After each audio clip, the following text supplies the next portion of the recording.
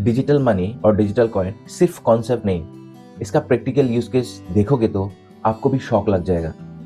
Let's discuss some of the use cases of digital currency और digital coin. Now the use case one of digital notes और digital currency, programmable subsidies. Government scheme में corruption common है, LPG subsidy, ration subsidy, middleman ऐसा पूरा खा जाता है। लेकिन डिजिटल रूपी में वो सोल्यूशन हो सकता है, जैसे प्रोग्रामेबल सब्सिडी डायरेक्टली बेनिफिशियरी को, और वो सिर्फ डेजिग्नेटेड पर्पसेस के लिए ही यूज कर सकते हैं। फॉर एग्जांपल, आपको अगर फार्म लोन डिजिटल रूपी में मिल रहा है, then that farm loan can be used only for agriculture imports और any other agriculture purposes.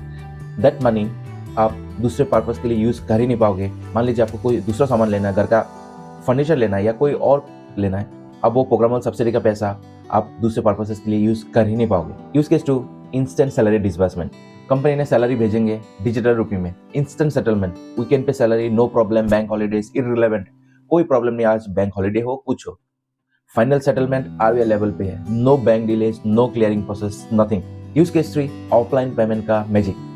Remote village या पुअर नेटवर्क एरिया जहाँ पे यूपीआई का ट्रांजैक्शन हो नहीं सकता, वहाँ पे डिजिटल रूपी का ऑफलाइन मोड में वर्क करेगा। 17 सिटीज में टेस्टिंग चल रहा है and that too already successful है। इमेजिन आप हिमालय पे ट्रैकिंग कर रहे हो, नो नेटवर्क, बट डिजिटल रूपी से पेमेंट कर सकते हो। Use case 4, cross border transaction. UAE, Singapore के साथ ट्रायल चल रहा है। फ्यूचर में जो ट्रांजैक्शन है इंटरनेशनल, वो पेमेंट इंस्टेंट होगा, चीप होंगे।